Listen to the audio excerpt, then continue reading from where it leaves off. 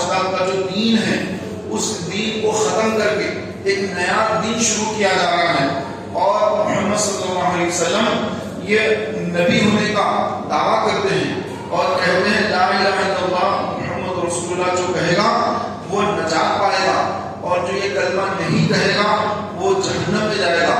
ہمارے آبا و اجداد سب کو وہ گمراہ مانتے ہیں، اور ہمارے بتوں کو وہ نہیں مانتے، خدا نہیں مانتے، بلکہ ایک خدا کو مانتے ہیں۔ تو حضرت عمر فاروق اعظم رضی اللہ تعالیٰ عنہ کو مکہ کے قریش نے اور مکے والوں نے بہت زیادہ حضور علیہ السلام کے خلاف بھڑکایا، اور حضور علیہ السلام اور اسلام کو ختم کرنے کی بات کہی۔ تو فاروق اعظم رضی اللہ تعالیٰ عنہ وہ ہیں کہ ہمارے آقا صلی اللہ علیہ وسلم نے کچھ دن پہلے ہی حضرت عمر اور عمر ابن حشام کس کو کہتے ہیں؟ ابو جہل کو۔ اصل نام عمر ابن حشام ہے، اور سرکار نے اس کو فرمایا کہ یہ تو ابو جہل ہے، تو اس کا نام ابو جہل سے مشہور ہو گیا، اور اصل نام لوگوں کو نہیں معلوم ہے۔ اصل نام عمر ابن حشام، یہ اس کا اصل نام ہے، لیکن سرکار نے فرمایا یہ تو ابو جہل ہے، یہ جاہلوں کا باپ ہے، یہ جاہل کا باپ ہے، یہ فرما دیا علیہ السلام نے، اس کا نام ابو جہل پڑ گیا۔ تو محترم بھائیوں، ہمارے علیہ السلام نے حضرت عمر رضی اللہ تعالیٰ عنہ اور عمر ابن حشام یعنی ابو جہل، ان دونوں میں سے کسی ایک کے لیے اے اللہ عمر بن حشام یا عمر بن خطاب، ان دونوں میں سے کسی ایک کو اسلام عطا فرما، ایک کو مسلمان بنا، اور اس کے ذریعے اسلام کی تعین اور مدد فرما۔ یہ دعا نبی کریم صلی اللہ علیہ وسلم نے فرمائی، اور سبحان اللہ یہ دعا حضرت عمر بن خطاب فاروق اعظم رضی اللہ تعالی عنہ کے حق میں اللہ نے قبول فرما لیا، اور ادھر حضرت عمر کی بہن نے اسلام قبول کر لیا، حضرت عمر کے بہن بھائی نے اسلام قبول کر لیا۔ جب یہ خبر حضرت فاروق اعظم کو پہنچی تو انہوں نے اسلام قبول نہیں کیا ہے، تو بہن کے اوپر بہت غصہ آ گیا کہ میری بہن نے اسلام قبول کر لیا، میرے بہن بھائی نے اسلام قبول کر لیا، تو سیدھے تلوار لے کر ان کے گھر گئے۔ حضرت ان کی بہن نے فرمایا کہ اے عمر کہ تم کیوں آئے ہو؟ آپ نے فرمایا کہ دروازہ کھولو کہ میں دیکھنا چاہتا ہوں کہ تم لوگ کیا کر رہے ہو، کیا پڑھ رہے ہو۔ تو آپ نے دروازہ جب کھولا تو انہوں نے قرآن پاک کے کچھ صورتیں وہ پڑھ رہے تھے، انہوں نے اس کو چھپا دیا۔ پھر آپ کی بہن نے فرمایا کہ اے عمر ہم نے اسلام قبول کر لیا ہے، ہم مسلمان ہو گئے ہیں۔ ان کے بہن بھائی بھی باہر آنے سامنے آ گئے اور آ کر کہا کہ اے عمر بے شک ہم دونوں نے اسلام قبول کر لیا ہے، ہم دونوں نے اسلام قبول کر لیا ہے۔ تو دونوں کو قرآن سکھانے کے لیے اور ایک صحابی آتے تھے، وہ چھپ کے ٹھہرے پیچھے کہ عمر کے اگر سامنے جاؤں گا تو پتہ نہیں عمر کیا کر دے مجھے، لہٰذا وہ سامنے نہیں آ رہے ہیں، پیچھے ہی ہیں۔ بہن اور بہن بھائی نے اپنے اسلام کا اظہار کر دیا کہ میں نے ہم دونوں نے اسلام قبول کر لیا۔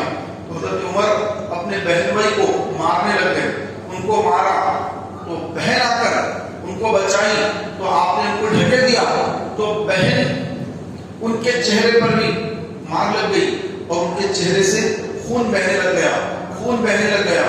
تو آپ کی بہن آگے بڑھ کر کہنے لگی کہ اے عمر بے شک ہم نے اسلام قبول کر لیا ہے، اب اگر تم چاہتے ہو کہ ہمیں مار ڈالیں بے شک تم ہمیں قتل کر دو، ہمیں مار دو، لیکن ہم اسلام چھوڑنے والے نہیں ہیں۔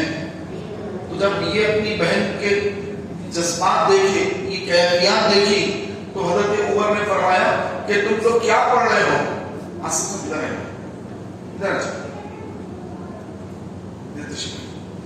آپ نے فرمایا کہ تم لوگ کیا پڑھ رہے ہو؟ پھر انہوں نے وہ بتایا کہ لوگ یہ پڑھ رہے ہیں، تو اللہ یہ مجھے بھی دو تاکہ میں اس کو پڑھوں۔ تو آپ کی بہن نے فرمایا کہ اے عمر پہلے تم غسل کر لو، پاک ہو جاؤ، اس کے بعد یہ اللہ کا کلام چھو سکتے ہو، اس سے پہلے یہ کلام نہیں چھو سکتے۔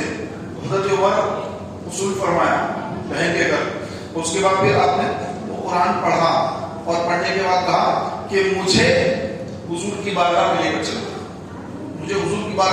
چلو، تو جب یہ حضرت عمر نے کہا اور ان کا جو جلال تھا جب وہ کم ہوا تو وہ وہ صحابی جو وہاں پر قرآن سکھانے آئے تھے وہ باہر آئے، حضرت عمر کے سامنے آ گئے اور آ کر کہا کہ اے عمر تمہیں مبارک ہو کہ اللہ نے تمہارے حق میں وہ دعا قبول فرمائی جو آقا علیہ السلام نے تمہارے یا عمر ابن حشام کے بارے میں دعا فرمائی تھی کہ اے اللہ عمر ابن حشام یا عمر بن خطاب ان دونوں میں سے ایک سے اسلام کی تائید اور مدد کرنا، ایک مسلمان بنا.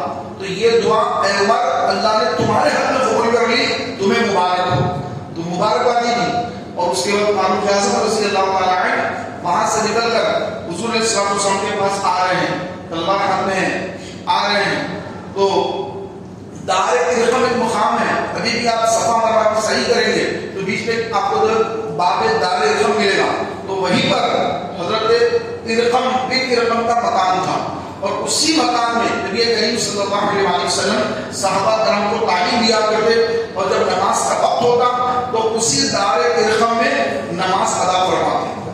تو وہاں پر تقریباً 30-35 سے زائد صحابہ کرام، کیونکہ 39 لوگوں نے اسلام قبول کر لیا، جس میں امیر حمزہ شیر خدا امیر حمزہ سید الشہداء امیر حمزہ عم رسول اللہ صلی اللہ علیہ وسلم رضی اللہ تعالی عنہ وہ بھی اس مجمع میں تشریف فرما ہیں. حضرت عمر آئے اور آ کر دروازے پہ دستک دی تو کسی نے جھانک کر دیکھا، کسی صحابی نے جھانک کر دیکھا عمر ٹھہرے ہوئے ہیں.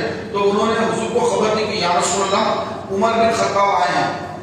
تو حضرت امیر حمزہ نے فرمایا کہ دروازہ کھول دو، دروازہ کھول دو کہ اگر عمر کی نیت اگر ٹھیک ہے تو فبیہا، اگر عمر کی نیت خراب ہے تو اسی کی تلوار اور اسی کا سر ہوگا. یہ امیر حمزہ نے یہ فرمایا. رسول پاک علیہ السلام نے فرمایا کہ دروازہ کھول دو. چنانچہ رسول پاک علیہ السلام نے جب فرمایا دروازہ کھول دو تو صحابی نے دروازہ کھول دیا. جب دروازہ کھولا گیا تو حضرت عمر بن خطاب رضی اللہ تعالی عنہ سامنے ہیں. رسول کریم علیہ السلام آگے تشریف لے گئے اور عمر کا ہاتھ پکڑ کر فرمایا کہ اے عمر کیا ابھی وہ وقت نہیں آیا کہ تو اسلام قبول کر لے؟ سبحان اللہ. جب یہ کہنا تھا حضرت عمر فاروق اعظم رضی اللہ تعالی عنہ جو اب تک صرف عمر بن خطاب تھے اب انہوں نے اسلام قبول کر لیا اور اسی وقت کہا اشہد ان لا الہ الا اللہ واشہد انک محمد رسول اللہ، کہ بے شک میں گواہی دیتا ہوں کہ اللہ کے سوا کوئی عبادت کے لائق نہیں اور آپ اللہ کے رسول ہیں. جیسے آپ نے کلمہ پڑھا اسلام قبول کر لیا تو دار ارقم میں خوشی کی لہر دوڑ گئی اور صحابہ کرام میں بلند آواز سے نعرہ لگایا، تکبیر کا نعرہ لگایا. تو جب یہ خبر مکے والوں کو پہنچی کہ عمر نے اسلام قبول کر لیا اور آپ 40 سے مسلمان ہو گئے ہیں تو مکے والوں کو بہت غم ہو گیا، بہت صدمہ ہو گیا کہ یہ کیا ہو گیا کہ ہمارا اتنا اہم آدمی، کیونکہ آپ پہلوان تھے، اب بہت زیادہ ہمت والے اور بہت زیادہ اونچے پورے، تلوار میں آپ کا کوئی ثانی نہ تھا، بہت زیادہ ہمت والے، بہت زیادہ تلوار چلانے والے اور بہت ہی زیادہ آپ قبیل جسم تھے، اونچے پورے تھے. تو یہ جب تک اسلام قبول نہیں کرے تو کفار ان سے بہت خوش تھے، لیکن جیسے اسلام قبول کر لیا تو کفار بھی ان کے دشمن ہو گئے. فاروق اعظم نے جیسے اسلام قبول کیا 40 مسلمانوں کی تعداد اب 40 ہو گئی، مسلمان 40 ہو گئے، 40 سے مسلمان حضرت عمر فاروق اعظم.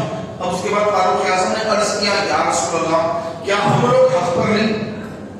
سرکار علیہ السلام نے فرمایا کہ بے شک اے عمر ہم حق پر ہیں. پھر آپ نے عرض کیا یا رسول اللہ جب ہم حق پر ہیں تو پھر ہم یہاں پہ دار ارقم میں کیوں چھپ کر نماز پڑھیں؟ کیوں نہ مکہ مکرمہ خانہ کعبہ میں جا کر کعبۃ اللہ کے پاس جا کر ہم الگ اعلان کیوں نہ نماز پڑھیں؟ تو حضرت امیر حمزہ انہوں نے بھی تائید کی.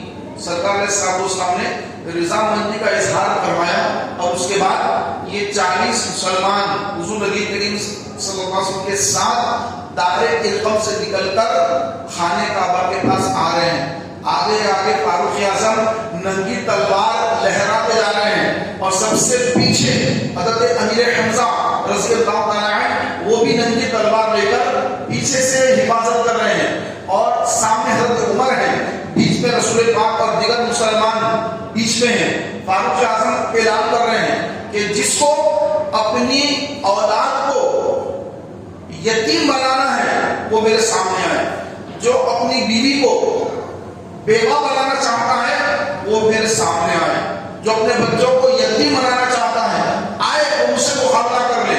ऐसा ऐलान करते हुए फारूक आजम रज़ी अल्लाह तआला अन्हु खाने काबा में दाखिल हुए पूरे मुसलमानों के साथ, और नबी करीम सल्लल्लाहु अलैहि वसल्लम ने वहां पर मक्के मुकर्रमा में अलग ऐलान नमाज अदा फरमाई, और ये सबसे पहली नमाज थी जो अलग ऐलान इस्लाम फारूक आजम के इस्लाम लाने के बाद अलग ऐलान खाने काबा में मुसलमानों ने अपने नबी पाक सल्लल्लाहु अलैहि वसल्लम के साथ नमाज अदा फरमाई। और काफिर देखते रह गए कि ये क्या हो गया, ये क्या हो गया। एक तरफ उमर है, एक तरफ हमजा है और दीगर मुसलमान है, क्या करेंगे। अगर झगड़ा हुआ तो ये झगड़ा बहुत बढ़ जाएगा, इसको रोकना मुश्किल हो जाएगा। तो कुफार डरे सहमे दूर से मंजर देख रहे हैं, किसी की हिम्मत नहीं हुई कि जाकर सरकार को रोके या किसी सहाबी को नमाज से रोके, किसी काफिर की मजाल नहीं है, हिम्मत नहीं है। तो अल्लाह ने वही अता फरमाया जो रसूल ने मांगा। रसूल ये मांगा कि ऐ अल्लाह अमर बिन हिशाम या उमर बिन खत्ताब के जरिए इस्लाम को ज़ीनत बख्श, इस्लाम को ज़ीनत बख्श। तो सुभान अल्लाह, अल्लाह ने ऐसी ज़ीनत बख्शी कि फारूक आजम इस्लाम कबूल करते ही मुसलमान खाने काबा में आकर अलग ऐलान नमाज अदा फरमा रहे हैं, जबकि मुसलमानों को अलग ऐलान नमाज पढ़ने का मौका मिल नहीं सकता, क्योंकि जो इस्लाम कबूल करता उस पर जुल्म और सितम के पहाड़ तोड़े जाते, उसको मारा जाता, पीटा जाता, तकलीफ दी जाती, उसको बहुत सताया जाता। हजरत बिलाल हबशी रज़ी अल्लाह तआला अन्हु, आप एक जो मक्के वाले कुरैश थे, कुरैश सरदार के आप जो है गुलाम थे, तो आपको इस कदर मारा जाता, पीटा जाता और जिस्म से कपड़े हटाकर रेत पर, गरम रेत पर आपको लिटाया जाता और आपके सीने पर भारी बरखम पत्थर रख दिया जाता और आपको बच्चे पत्थरों से मारा करते और आपको रस्सी बांधकर खींचा जाता और कहा जाता कि इस्लाम छोड़ दो, इस्लाम छोड़ दो।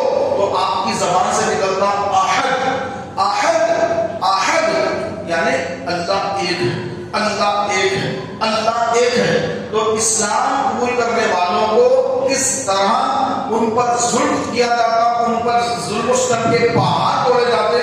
इन नामुसाइद हालात में हज़रत उमर फारूक आज़म ने इस्लाम कबूल किया और फिर मक्के मुकर्रमा में आकर खाने काबा के अंदर आकर काबतुल्लाह के बिल्कुल करीब में आकर नमाज अदा फरमाई। हुजूर अलैहिस्सलाम ने नमाज अदा फरमाई, तमाम सहाबा ने नमाज अदा फरमाई और ये इस्लाम की बहुत बड़ी कामयाबी जो फारूक आज़म जो 40 से मुसलमान जिन्होंने इस्लाम कबूल फरमाया।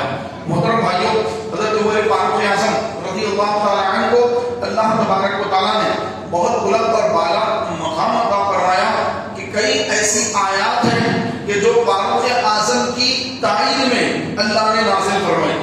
फारूक आज़म रज़ियल्लाहु तआला अन्हु जो चाहते थे उन्हीं के मुताबिक अल्लाह तबारक व तआला ने कुरान की आयत नाज़िल फरमाई। जब हिजरत का मौका आया, 10 साल सरकार सल्लल्लाहु अलैहि वसल्लम ने 40 साल की उम्र में ऐलान नबूवत फरमाया। 40 साल की सरकार की उम्र है, 40 साल की उम्र में सरकार ने ऐलान नबूवत फरमाया और 13 साल मक्के मुकर्रमा में इस्लाम की दावत का काम किया। 13 साल तक मुसलमान मक्के में रहे और जब नबी करीम अलैहिस्सलाम की उम्र शरीफ 53 साल हुई, 53 इयर्स, 53 साल, तो 53 साल की उम्र शरीफ ने आप सल्लल्लाहु अलैहि वसल्लम को हिजरत का हुक्म दिया अल्लाह ताला ने। तो आप अलैहिस्सलाम ने हिजरत फरमाई और हिजरत का भी आप वाक़या बड़ा मशहूर वाक़या है। इस सिद्दीक़ अकबर को सरकार ने साथ लिया, हज़रत अली को अपने बिस्तर पर लिटाया और कुछ अमानतें दी, देके फरमाया कि ऐ अली, ये अमानतें पुनः की हैं, उनको ये अमानतें देकर तुम भी मदीने आ जाना। और फिर फारूक आज़म मक्के में ही है, सरकार तशरीफ ले गए, गारे सौर में 3 दिन रहे, उसके बाद फिर मदीने मुनव्वरा तशरीफ ले गए। फिर फारूक आज़म आपका हिजरत का वक्त आया तो आपने मक्के मुकर्रमा खाने काबा के पास आकर नमाज अदा फरमाई। उसके बाद ऐलान फरमाया, काबतुल्लाह के पास ठहर कर ऐलान फरमाया कि मैं उमर बिन खत्ताब, मैं हिजरत करके मक्के मुकर्रमा से مدینہ منورہ جا رہا ہوں تو مجھ کو اگر کوئی روکنا چاہتا ہے تو مجھ سے مقابلے کے لیے فلاں پہاڑی کے پیچھے آ جائے، یا جو اپنے بچوں کو یتیم بنانا چاہتا ہے وہ آ جائے اس پہاڑی کے پیچھے مجھ سے مقابلہ کر لے، اپنی بیوی کو بیوہ بنانا چاہتا ہے تو آئے اس پہاڑ کے پیچھے میری تلوار کا مقابلہ کر لے۔ ایسا انداز اور ایسا دیانہ اعلان فرما کر فاروق اعظم رضی اللہ تعالیٰ عنہ اس پہاڑی کے پیچھے تشریف لے گئے کہ دیکھتے کوئی آتا ہے کیا قریش میں سے۔ کسی کی ہمت نہیں فاروق اعظم رضی اللہ عنہ کی تلوار کا مقابلہ کرے، اور بہت دیر تک اس پہاڑی کے پیچھے آپ نے انتظار فرمایا، جب کوئی نہیں آیا تو اس کے بعد بہت دیر انتظار کرنے کے بعد آپ نے وہاں سے تلوار لہراتے ہوئے پھر گھوڑے پر سوار ہو کر آپ ہجرت کے لیے مدینہ منورہ تشریف لے گئے۔ تو یہ پیارا انداز اور یہ جرأت مندانہ انداز یہ فاروق اعظم کے انداز، سبحان اللہ۔ فاروق اعظم رضی اللہ تعالیٰ عنہ، جب آپ فاروق اعظم رضی اللہ عنہ کے بارے میں فرمایا گیا کہ ایک ایسا واقعہ کہ کچھ مدینے کے منافقین، کیونکہ یہ مکے میں تو اسلام پھیل رہا تھا، جب مدینے پہنچے تو اسلام کافی پھیل گیا، لیکن لوگوں کے دلوں میں اسلام داخل نہیں ہوا، دل میں داخل نہیں ہے، زبان پہ کلمہ ہے، دل میں اسلام نہیں ہے، زبان پہ پڑھنے لا الہ الا اللہ محمد رسول اللہ، دل میں سرکار کی محبت نہیں ہے، اور انہی کو کہتے ہیں منافق۔ اور اللہ نے ایک سورت بھی نازل فرمائی، سورۃ المنافقون، اور یہ مدینے میں نازل ہوئی، ایک سورۃ منافقون ہے۔ تو یہ منافقین کون تھے؟ یہ بظاہر مسلمان تھے، لیکن مسلمانوں جیسے نظر آتے، ان کا لباس، ان کا حلیہ، چہرے پہ داڑھی، بالکل مسلمان، صحابہ کے ساتھ ٹھہر کے نمازیں پڑھتے، لیکن دل میں سرکار کی کوئی محبت نہیں، اور دل میں یہ سمجھتے کہ حضور تو ہماری طرح ہے، انہوں نبی کا خاص کوئی مسئلہ معاملہ نہیں ہے، ہماری طرح وہ بھی ہے، ہماری طرح کھاتے ہیں پیتے ہیں، ہماری طرح وہ بھی نماز پڑھتے ہیں، ہماری طرح ہی ہے، تو کچھ ایسا خاص نہیں ہے اس میں نماز اللہ استغفر اللہ۔ تو اس طرح کے عقیدے ان منافقین کے تھے، اور بس زبان سے کلمہ پڑھنا، نمازیں نہیں پڑھتے، روزے نہیں رکھتے، اور جب مسلمانوں کو کسی چیز کی ضرورت ہوتی تو یہ بھاگ جاتے، جنگ کا موقع ہوتا تو جنگ کے موقع پر دھوکہ دے کر بھاگ جاتے اور ادھر ادھر غائب ہو جاتے، تو طرح طرح کی شرطیں رکھتے کہ یہ کرو تو ہم آئیں گے، ورنہ ہم نہیں آئیں گے، اس طرح کی منافقین شرطیں بھی رکھتے۔ اور فاروق اعظم کا دور ہے، فاروق اعظم کے دور میں محترم بھائیوں کہ ایک شخص، دونوں آدمی، دونوں کے کھیت آسو پاسو، دونوں آئے اور آ کر پہلے تو حضور علیہ السلام کی بارگاہ میں گئے، دونوں کا جھگڑا تھا۔ جھگڑا کس بات کا؟ آپس میں بازو بازو کھیت ہے، پانی آنے کا جھگڑا ہے کہ پانی پہلے میرے کھیت میں آئے گا یا تمہارے کھیت میں آئے گا، بحث ہو گئی، ہوتی ہے۔ کھیت ہیں، کھجور کے کھیت ہیں، باغات ہیں، کھجور کے باغات ہیں، باغ میں پہلے کس کے پاس پانی آنا کس کے پاس نہیں آنا، تو جدھر سے پانی آ رہا ہے تو وہ جدھر سے پانی آ رہا تو وہ کہہ رہا کہ ادھر سے پانی آ رہا ہے لہذا پہلا میرا حق ہے، دوسرا کہہ کہ نہیں ایسا نہیں، ایسا آنا چاہیے، میرا حق ہے۔ دونوں کا جھگڑا سرکار کی بارگاہ تک پہنچا صلی اللہ علیہ وسلم، تو نبی کریم علیہ السلام نے دونوں کی سنی، اور آقا علیہ السلام عدل انصاف کرنے والے ہیں، آقا علیہ السلام نے دونوں میں انصاف کر دیا۔ تو جس طرف سے نہر آ رہی تھی تو جس کا پہلا کھیت تھا آقا نے اس کے حق میں فیصلہ دے دیا کہ ادھر سے جب آ رہا ہے پانی تو پہلے یہ کھیت میں آئے گا، اس کے بعد پھر یہ کھیت میں آئے گا۔ تو وہ فیصلہ مسلمان کے حق میں نہیں گیا، جو بظاہر مسلمان تھا، دل میں نفاق منافق ٹائپ کا تھا، اور جو پہلا کھیت تھا، باغ تھا، وہ یہودی کا تھا، تو سرکار نے یہودی کے باغ کے حق میں فیصلہ سنا دیا۔ تو یہ نام یہاں سے مسلمان تھا، اس کو بڑا صدمہ ہوا، ارے میں مسلمان ہوں، حضور نے میرے حق میں فیصلہ نہیں کیا، یہودی کے حق میں فیصلہ کر دیا۔ یہودی کو اسلام قبول نہیں کرا، کلمہ نہیں پڑھا، میں تو کلمہ پڑھاتا ہوں، تو چاہیے تھا کہ میرے حق میں فیصلہ کر دے، تو میرے حق میں فیصلہ نہیں ہوا، اس کا دل جو ہے قبول نہیں کیا، نعوذ باللہ۔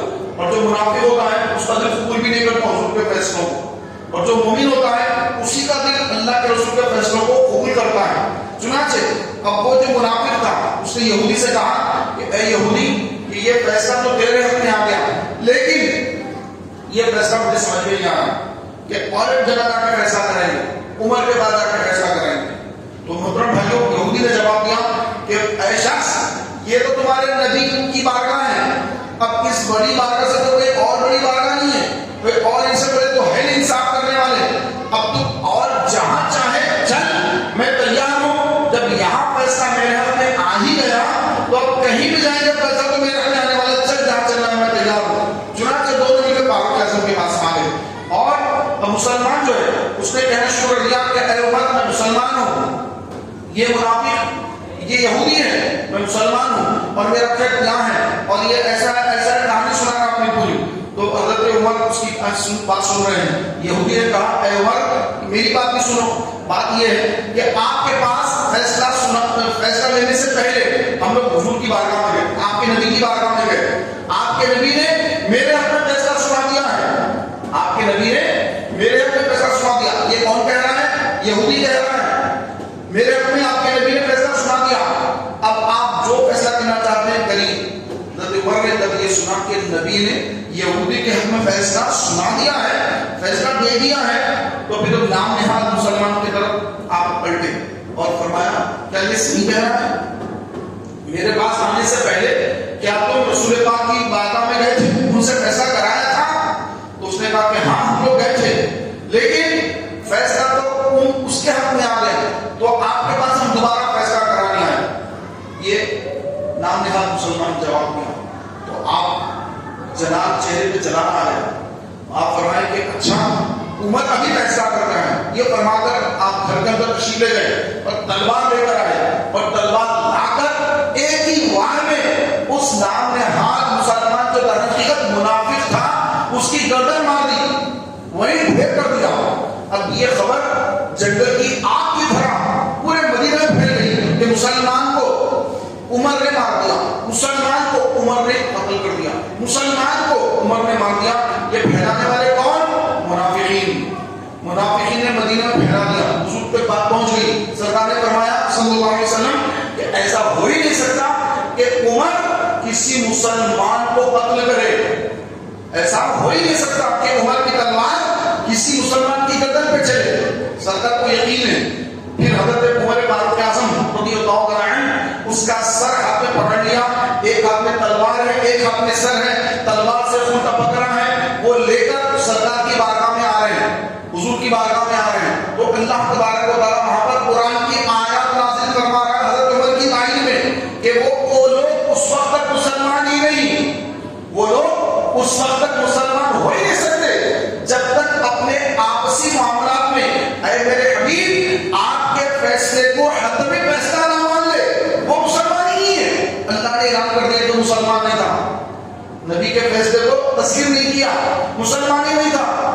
تو یہ جب آیت نازل ہو گئی تو پورے مدینے میں مسلمانوں میں خوشی کی لہر دوڑ گئی کہ حضرت عمر کی تعین میں اللہ نے قرآن کی آیت نازل فرما دی، اور رسول پاک علیہ السلام نے فرمایا کہ اے عمر بالکل تم نے صحیح کیا، اور تیری تعین میں اللہ نے قرآن کی آیت نازل فرما دی۔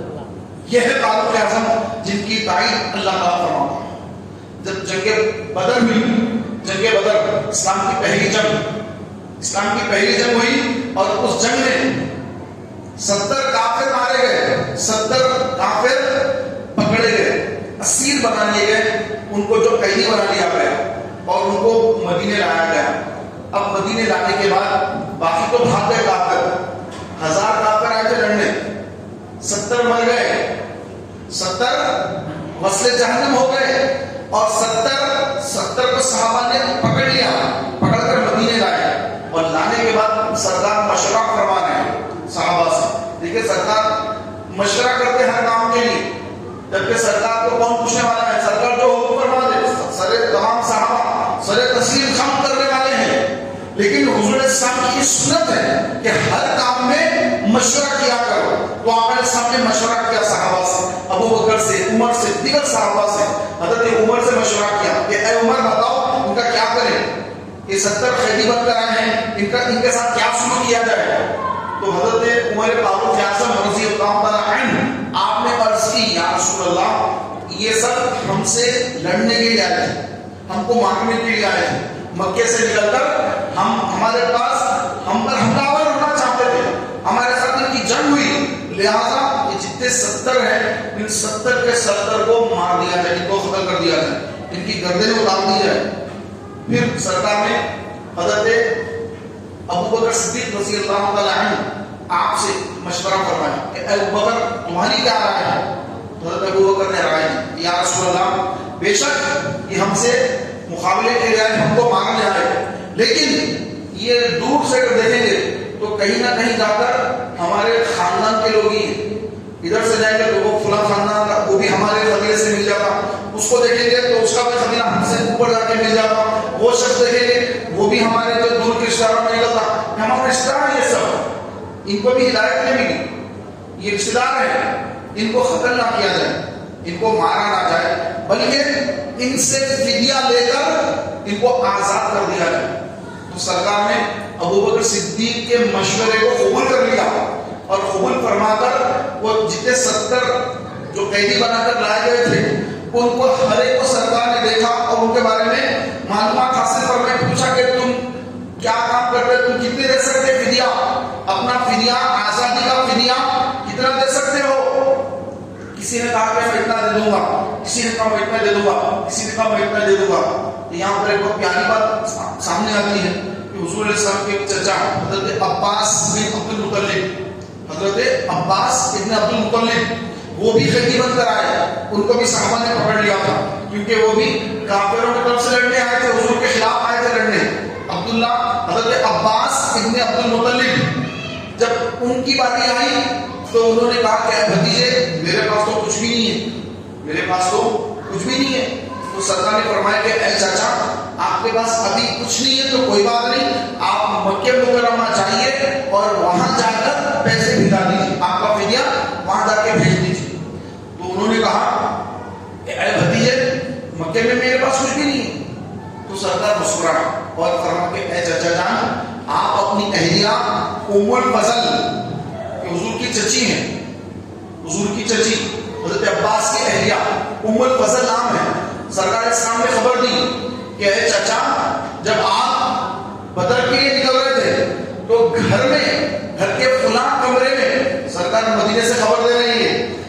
کیا خبر دے رہے ہیں کہ جب آپ جنگ کے لیے نکل رہے تھے تو آپ اپنے گھر کے فلاں کمرے میں میری چچی آپ کی اہلیہ ام الفضل سے آپ بات چیت کر رہے تھے. ایک ہانڈی تھی، اس ہانڈی میں درہم و دینار بھرے ہوئے تھے اور اس کو بند کر کے زمین کھود کر اس کو آپ دفنا رہے تھے اور اپنی اہلیہ کو یہ کہہ رہے تھے، یہ نصیحت کر رہے تھے کہ اگر میں آ گیا تو یہ خزانہ لے لوں گا، اگر میں واپس نہیں آیا تو یہ خزانہ میرے بیٹوں پہ خرچ کر دینا. کیا یہ اپنی بیوی کو، میری چچی کو کیا آپ نے نہیں کہا؟ اور یہ آپ اور آپ کی اہلیہ کے سوا اس وقت آپ کے کمرے میں اور کوئی نہیں تھا. یہ غیب کی خبر آپ علیہ السلام نے جب حضرت عباس بن عبد المطلب کو جب دی، حضرت عباس بن عبد المطلب حضور کے سگے چچا، آپ نے کہا کہ بے شک یہ بات تو بالکل صحیح ہے، یہ خبر تمہیں کیسی ہو گئی؟ یہ تو جب میں کہہ رہا تھا تو میں اور میری بیوی کے سوا مکے میں میرے گھر میں میرے کمرے میں اور میری بیوی تھے اور کوئی نہیں تھے، یہ خبر آپ کو کیسے ہو گئی؟ پھر آپ نے کہا بے شک آپ اللہ کے سچے رسول ہیں، آپ اللہ کے نبی ہیں. نبی کہتے ہیں اس کو جو غیب کی خبر دیتا ہے. نبا کے معنی خبر کے آتے ہیں، غیب کی خبر کے معنی نبا یعنی خبر دینا، نبی خبر دینے والا. نبی کے معنی کیا ہوتے بولیے؟ غیب کی خبریں دینے والا. نبی کے معنی غیب کی خبریں دینے والا. رسول کے معنی بھیجا ہوا. ارسال کرنا، ارسال کرو، فلاں ارسال کرو. تو جو اللہ بھیجتا ہے وہ رسول ہوتے ہیں، اور جن کو اللہ تبارک تعالیٰ نبی بنا کر بھیجتا ہے وہ غیب کی خبریں دیتے ہیں. اور نبی سے بڑھ کر مقام رسول کا ہوتا ہے. ہر رسول نبی ہوتا ہے، ہر رسول نبی ہوتا ہے، لیکن ہر نبی رسول نہیں ہوتا. رسول اور نبی ایک فرق ہوتا ہے. رسول اعلیٰ درجے کو کہا جاتا ہے، نبی سے اعلیٰ درجہ رسول کا. اور رسول میں 4 بڑے رسول اور سب سے اولو العزم رسول، ان رسولوں سے بھی بڑے ہمارے آقا صلی اللہ علیہ وسلم کا مقام اور مرتبہ. آپ علیہ السلام نے جب اپنے چچا کو اس بات کی خبر دی تو حضرت عباس بن عبد المطلب ان کے دل میں اسی وقت اسلام کی محبت داخل ہوئی. مدینے میں اسلام کی محبت داخل ہو گئی. پھر آپ وہاں سے نکل کر مکہ مکرمہ پہنچے اور جب فتح مکہ کا اعلان ہوا, جب مکہ فتح ہوا اس وقت آپ نے اپنے اسلام کا اظہار فرمایا. اسلام تو مدینے میں قبول کر لیا لیکن اظہار کب فرمایا؟ فتح مکہ کے دن. تو محترم بھائیوں, میں عرض یہ کر رہا تھا کہ فاروق اعظم نے جو مشورہ دیا تھا کہ یا رسول اللہ ان کو قتل کر دیا جائے کہ یہ ہم سے لڑنے آئے تھے, تو پھر اللہ تبارک و تعالیٰ نے فاروق اعظم کی تائید میں یہ اعلان کروایا کہ اے نبی, اے میرے محبوب, اگر آپ سے کفار مقابلے کے لیے آئیں, جب بچ جائیں تو ان کو مار دیا جائے, ایدی بہن کو مار دیا جائے. تو یہ تائید فاروق اعظم کی جو اللہ نے اعلان فرما دیا, تو ایسے اللہ تبارک و تعالیٰ فاروق اعظم کی تائید فرماتا. ایک مرتبہ رسول پاک علیہ السلام کی ازواج مطہرات اپنے کاشا نگر سے نکل کر کسی کام سے جا رہے ہیں, تو راستے میں منافقین بھی ٹھہرے ہیں, یہودی بھی ٹھہرے ہیں. فاروق اعظم نے منظر دیکھا کہ حضور کی ازواج مطہرات, حضور کی بیویاں جا رہی ہیں اور لوگ ٹھہرے ہیں. آپ کے دل میں آیا کاش کہ اللہ تعالیٰ کوئی ایسا حکم نازل کر دیتا کہ مسلمان عورتیں برقع پہن لیتے تو کتنا اچھا ہوتا, اور یہ عرضی لے کر حضور کی بارگاہ میں آئے کہ یا رسول اللہ کتنا اچھا ہوتا کہ مسلمان عورتیں اپنے سروں پر کچھ اوڑھ لیتے, اپنے مکمل اپنے آپ کو چھپا لیتے. ویسے تو ازواج مطہرات اوڑھ کے نکلتے ہیں, اور زیادہ اس کے اندر اور زیادہ جو ہے پردہ, اور زیادہ پردے کا آپ کے ذہن مبارک میں خیال آیا, تو وہ عرضی لے کر حضور کی بارگاہ میں آئے. وہ اللہ تبارک و تعالیٰ نے وہاں پر آیات پردہ نازل فرما دی, پردے کی آیت نازل فرما دی جو عین فاروق اعظم رضی اللہ عنہ کے خواہش کے مطابق ہے. فاروق اعظم کی جو خواہش ہے کہ مسلمان عورتیں مکمل برقع پہن کر نکلے, مکمل اپنے وجود کو چھپا کر باہر نکلے, اگر نکلنا ہے تو اپنے وجود کو مکمل پردہ کر کے نکلے, یہ خواہش فاروق اعظم کی. اور اللہ تعالیٰ کسی خواہش کی بنیاد پر اللہ تعالیٰ فاروق اعظم کی تائید میں قرآن کی آیت نازل فرما رہا ہے. اور آپ کو پتا ہے قرآن جو ہے اللہ کا کلام ہے, یہ پہلے سے فاروق اعظم کی پیدائش سے پہلے, ہم سب کی پیدائش سے پہلے, سرکار کی دنیا میں حضور کی جو آمد ہوئی اس سے پہلے, آدم علیہ السلام کی تخلیق سے بھی پہلے, آدم علیہ السلام کی تخلیق سے بھی پہلے قرآن موجود, کیونکہ اللہ کا کلام, یہ اللہ کی صفت ہے, اللہ کا کلام ہے, ہمیشہ سے ہے, ہمیشہ سے ہمیشہ رہے گا. تو یہ پہلے لکھ دیا گیا ہے, تمام چیزیں پہلے لکھ دی گئی ہیں, سب کچھ پہلے ہو چکا ہے, قرآن کے اندر لکھ دیا گیا ہے. آیات پردہ بھی نازل کے بارے میں بھی قرآن میں آ کے سب آ گیا. لیکن اللہ تبارک و تعالیٰ جب جس چیز کی ضرورت پڑتی گئی ان چیزوں کو اللہ تعالیٰ نازل فرماتا گیا. 23 سال کی مدت میں آقا علیہ السلام نے 40 سال کی عمر میں جب اعلان نبوت فرمایا, جب سے لے کر آقا علیہ السلام کی عمر شریف 63 سال ہوئی, 23 سال, 13 سال مکے میں, 10 سال مدینے میں, 23 سال کے عرصے میں جب جس چیز کی ضرورت پڑتی گئی اللہ تبارک و تعالیٰ ان قرآن کی آیات کو حالات کے اعتبار سے نازل فرماتا گیا. بتوں کے تعلق سے, کیونکہ بت پرستی کا دور دورہ ہے, ہر طرف بتوں کی پوجا میں لگے ہوئے, تو بتوں کے رد میں اللہ نے قرآن کی آیت نازل فرمائی. یہ بت جن کی تم پوجا کرتے ہو, مشرکوں سے فرمایا جا رہا ہے کہ جن کی تم پوجا پرستش کرتے ہو, یہ ان کے اوپر اگر مکھی بیٹھ جائے تو یہ مکھی کو ہٹا نہیں سکتے, یہ کچھ نہیں کر سکتے, اور تم ان کی پوجا کرتے ہو. یہ کس کے بارے میں نازل ہوئی؟ بتوں کے تعلق سے. اور کس کے لیے کہا گیا؟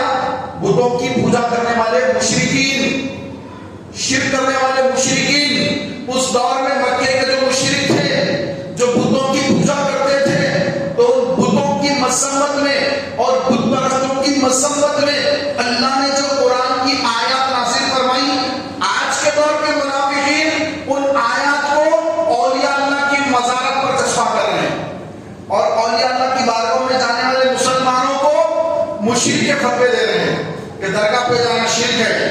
ارے کون سی آیت ہے, کب آیت نازل ہوئی؟ جب سرکار پر قرآن نازل ہو رہا تھا, کیا اس وقت درگاہیں تھی اس وقت؟ یہ تو بات کی ہے, خواجہ زبیری کی بارگاہ تو بات کی ہے, غوث اعظم کی بارگاہ بات کی ہے, ہر بارگاہ بات کی ہے. تو اسلام پھیلنے کا وقت ہے, حضور صلی اللہ علیہ وسلم اسلام کی لوگوں کو دعوت دے رہے ہیں,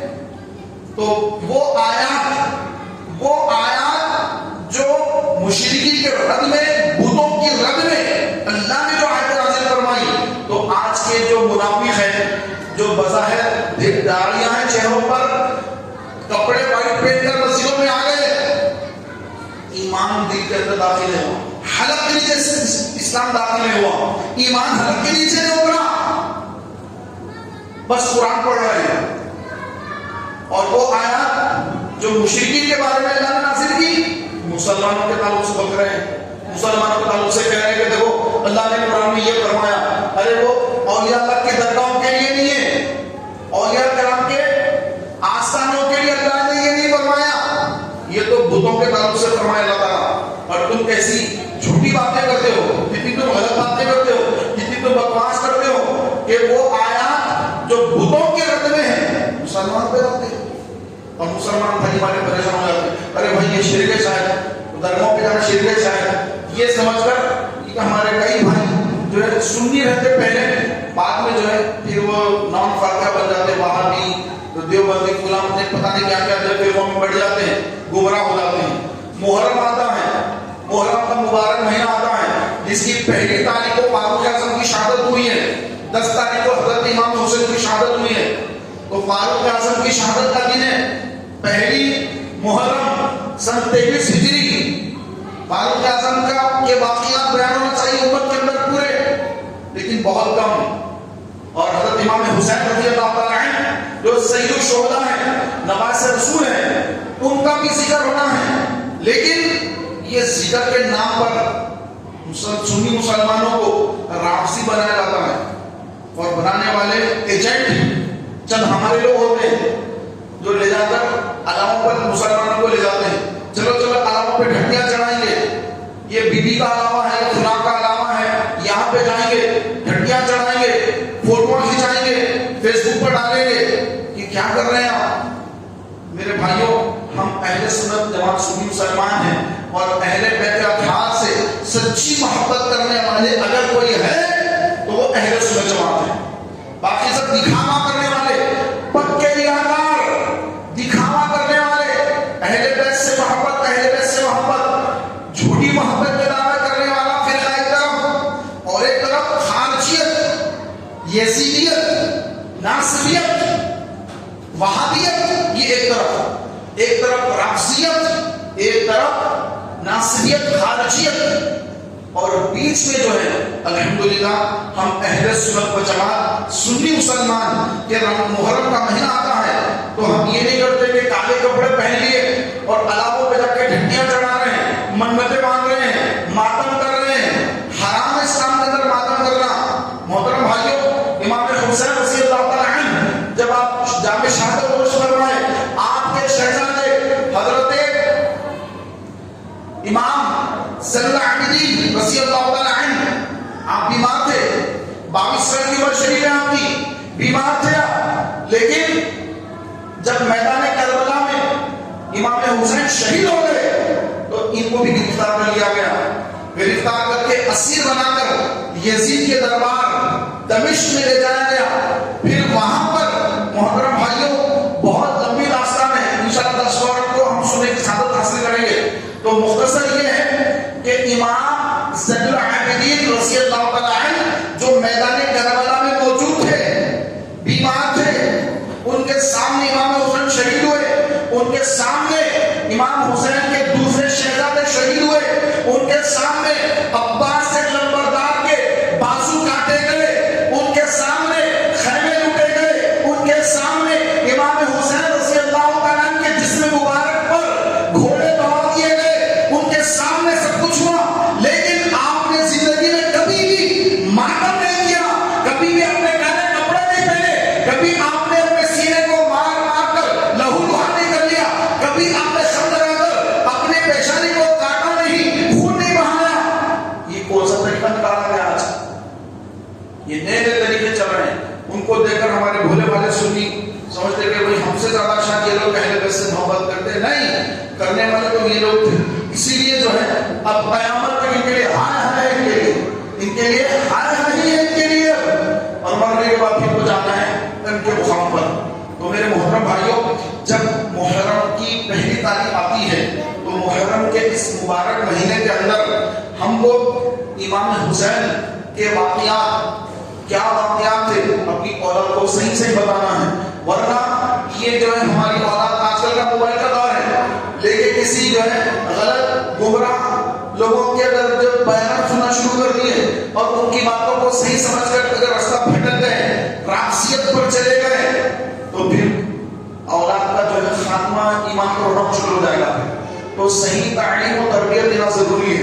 اعلیٰ حضرت کے بھائی جان مولانا حسن رضا خان صاحب رحمۃ اللہ علیہ آپ نے شعر لکھا، بے ادب گستاخ فرقے کو سنا دے اے حسن، یوں کہا کرتے ہیں سنی داستان اہل بیت، کہ داستان اہل بیت کس سے سننا ہے؟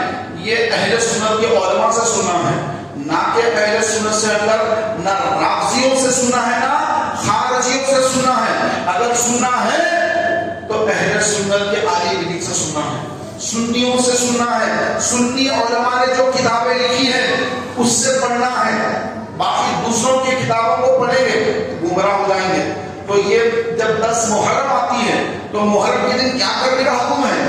امام حسین کی شہادت کس ہجری میں ہوئی؟ سن 61 ہجری. سرکار ہجرت فرما کر مدینہ منورہ تشریف لائے، اس کے 61 سال بعد 61 ایئرز بعد امام حسین میدان کربلا میں شہید ہوئے. لیکن جب سرکار ہجرت فرما کر مکہ مکرمہ سے مدینہ تشریف لائے تو مدینے کے یہودیوں نے روزہ رکھا ہوا ہے. تو سرکار نے پوچھا کہ اے یہود تم نے روزہ کیوں رکھا؟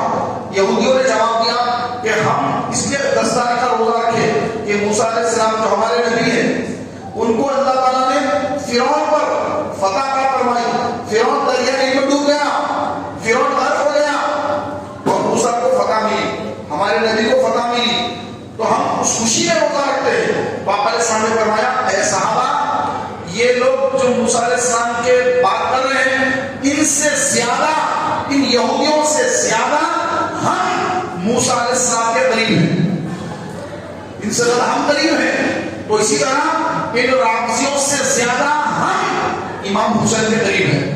پیارے بھائیوں، آپ نے سامنے فرمایا کہ یہ اگر یہود عاشورے کا ایک دن کا روزہ رکھتے ہیں تو اے مسلمانوں، اے میرے صحابہ، تم ان کی مشابہت مت کرنا، ان کی طرح مت کرنا، عبادت میں بھی ان کی طرح مت ہو جانا.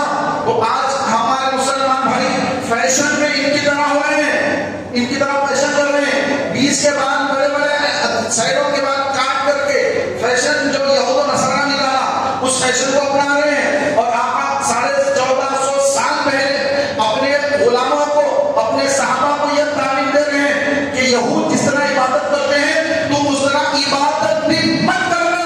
وہ عاشورے کا ایک دن کا روزہ رکھتے ہیں تو تم 2 دن کے روزہ رکھنا، وہ 10 کا رکھتے ہیں تو تم 9 کا بھی ساتھ میں رکھنا، یا پھر 10 کے بعد 11 کا رکھ لینا. ایک روزہ مت رکھنا، ایک روزہ رکھنا یہ یہودیوں کی مشابہت ہے، ان کی طرح روزے مت رکھنا، بلکہ 9 10 یا 10 11 کا روزہ رکھا کرو. تو آپ علیہ السلام نے یہ تعلیم ہمیں ارشاد فرمائی. اور مسلمان 1450 سال سے ہر 10 محرم کو روزہ رکھتے آ رہے ہیں. تو 10 محرم کو روزہ رکھنا سنت رسول صلی اللہ علیہ وسلم. امام حسین نے بھی 10 محرم کو روزہ رکھا، حالت میں روزے میں جامع شہادت نوش فرمائی. تو یہ روزہ رکھنا چاہیے اس دن 9 اور 10 کا رکھنا چاہیے، ہو سکے تو 9 10 اور 11 3 دن کا روزہ رکھیے اور اچھی بات ہے. تو روزہ رکھا کرے اس دن. تو امام حسین رضی اللہ تعالیٰ عنہ کی فاتحہ منی کرے گھر میں، بچوں کو واقعات کربلا سنائے کہ کربلا میں کیا ہوا تھا. امام حسین نے کیوں جامع شہادت نوش فرمایا. یہ سارے واقعات ہم اپنی اولاد کو بتائیں، ان کو سکھائیں. قرآن پاک کے اندر کئی واقعات ہیں، کہانیاں ہیں، کئی قصے ہیں. کس کے قصے ہیں؟ بنی اسرائیل کے واقعات ہیں، بنی اسرائیل کے کہانیاں ہیں. ان کے تعلق سے ان کے دور میں کیا کیا ہوا وہ تمام چیزیں قرآن پاک کے اندر موجود ہیں. کیونکہ انسان کا ایک مزاج ہے، انسان کی ایک فطرت ہے، انسان کے مزاج میں، انسان کی فطرت میں یہ ہے کہ اس کو قصے کہانیاں اچھے لگتے ہیں، سننا چاہتا ہے. تو اللہ نے بھی قرآن میں بہت سارے واقعات بیان فرمائے. اور آپ نے سامنے فرمایا کہ تم بنی اسرائیل کے واقعات بیان کیا کرو کہ بنی اسرائیل کے واقعات میں تمہارے لیے عبرت ہے، تمہارے لیے عبرت ہے. تو آپ فرما رہے ہیں کہ تم بنی اسرائیل کے واقعات بیان کیا کرو، آپس میں بیان کیا کرو واقعات. تو پھر امام حسین کا جو واقعہ ہے، شہادت کا جو واقعہ ہے، یہ تو بہت عظیم واقعہ ہے. سارے مسلمان مکہ مکرمہ کو آ رہے ہیں حج کرنے کے لیے. سن 61 ہجری ہے.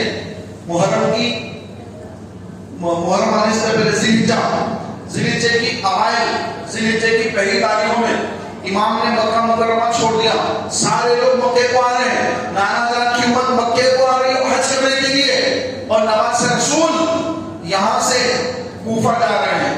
حالات ایسے بنا دیے گئے، یزید سے حالات بنا دیے. تو محترم بھائیوں، ابھی تو ہمارا ٹاپک حضرت سیدنا عمر فاروق اعظم رضی اللہ عنہ پر ہے. انشاءاللہ 10 محرم کو، اور 10 محرم سے پہلے 9 محرم کی رات، 9 محرم گزرنے کے بعد جو 10ویں شب لگتی ہے، جس رات امام نے ساری رات عبادت کی، انشاءاللہ تبارک و تعالیٰ اس رات یہاں پر بھی انشاءاللہ ذکر حسین ہوگا.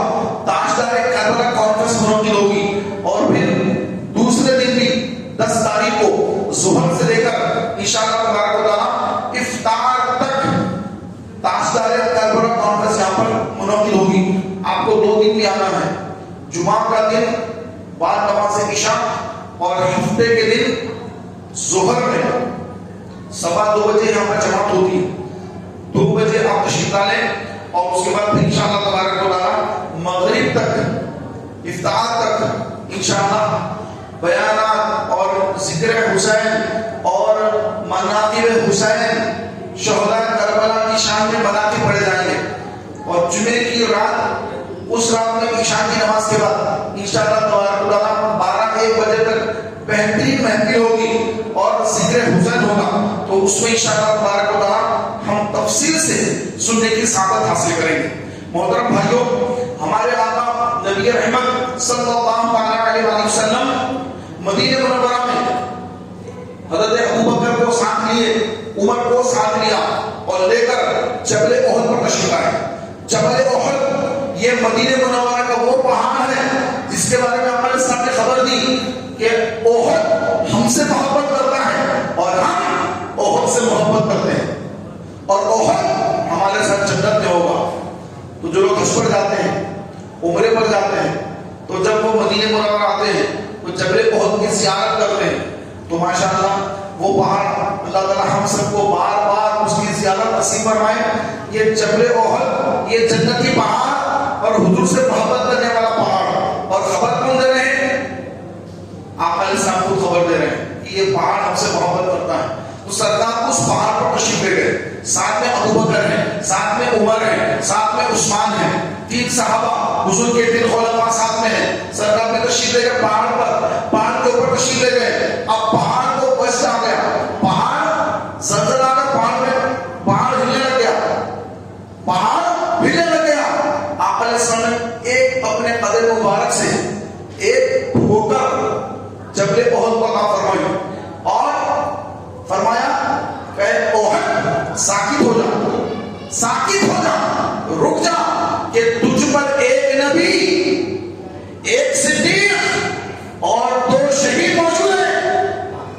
ایک نبی سرکار خود ہے، ایک صدیق ابوبکر صدیق، 2 شہید ابوبکر کے بعد عمر اور عثمان رضی اللہ عنہما.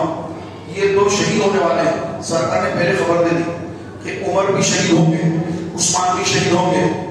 دونوں کی خبر، دونوں کی شہادتوں کی خبر سرکار جبل احد پر ابوبکر بھی سامنے ہیں، تینوں ہیں، 3 خلفاء سامنے ہیں. تینوں خلفاء کے سامنے سرکار خبر دے رہے ہیں کہ اے احد رک جا، ساکت ہو جا، کہ تجھ پر ایک نبی، ایک صدیق اور 2 شہید موجود ہیں. اور جب صدیق اکبر رضی اللہ تعالی عنہ کا وصال ہو گیا، وصال کے بعد فاروق اعظم رضی اللہ تعالی عنہ جب خلیفہ دوم بنے، 10 سال اور کچھ ماہ بعد آپ کے پاس ایک مسئلہ آیا کہ ایک مجوسی تھا جس کا نام تھا ابو لولو فیروز. کیا نام تھا بولیے؟ ابو لولو فیروز نام تھا. فاروق اعظم کے قاتل کا نام کیا تھا بولیے؟ ابو لولو فیروز. آج ہمارے پاس بھی بہت سارے فیروز وزارت ہیں، لوگوں کو پتہ ہی نہیں فیروز نام نے رکھنا ہے.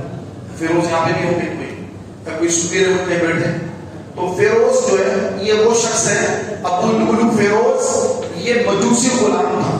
मजूसी यानी आग की पूजा करने वाला, आग को खुदा समझने वाला मजूसी गुलाम था।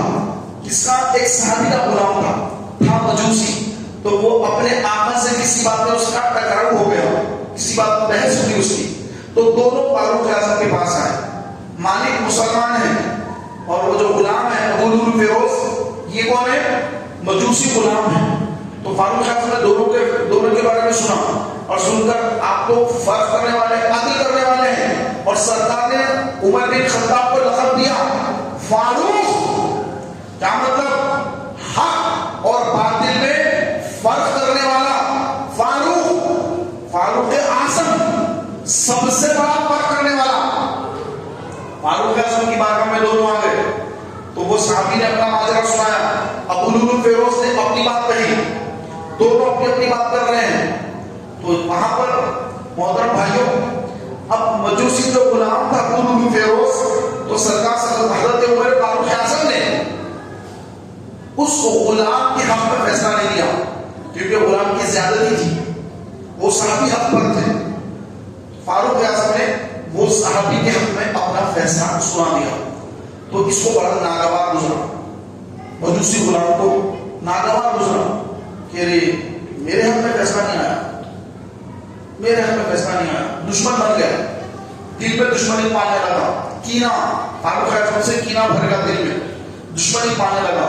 दुश्मनी पाते पाते अब मौके की तलाश में रहा कि कब में उमर बिन खत्ताब फारूक आज़म खलीफा दुम, जो हुजूर इस्लाम के ससुर भी हैं, हुजूर के ससुरे भी फारूक आज़म, पहले दो खलीफा हुजूर के ससुरे हैं और बाद के दो खलीफा हुजूर के दामाद हैं।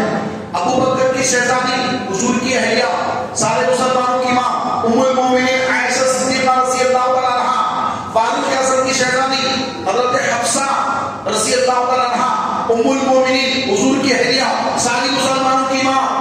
तो हज़रत अबू बकर, हज़रत उमर, दोनों हुजूर सल्लल्लाहु अलैहि वसल्लम के दोनों के ससुर हैं, और हज़रत उस्मान, हज़रत अली, ये दोनों हुजूर के दामाद। ऐसे प्यारे खुलफा राशिदीन हैं, ये दो ससुरे हैं, दो दामाद हैं आका सल्लल्लाहु अलैहि वसल्लम के। तो यहाँ पर मोहतरम भाइयों, अबू लुलु फिरोज जिसके हक में फैसला नहीं आया, तो वो समझा कि उमर ने मुझ पर जुल्म किया, माज़अल्लाह, अस्तग़फिरुल्लाह। फारूक आज़म के ताल्लुक से उसने गलत जो दिल में बात उतार ली कि मेरे साथ जो सही फैसला नहीं हुआ, जबकि फैसला तो बिल्कुल सही हुआ। फारूक आज़म फैसला करने वाले हैं, बिल्कुल दुरुस्त फैसला दिया आपने, लेकिन उसको कबूल नहीं हुआ क्योंकि मजूसी था। तो प्यारे मोहतरम भाइयों, वो तलाश में था कि कब जो है मैं फारूक आज़म को कत्ल कर दूं, शहीद कर दूं, माज़अल्लाह। तो एक मतलब उसको जो चांस मिल गया, फजर का वक्त है, फजर जो है अंधेरे में सहाबा निकल के मस्जिद नबी शरीफ को तशरीफ लाते, फजर का वक्त है, अंधेरा अंधेरा है।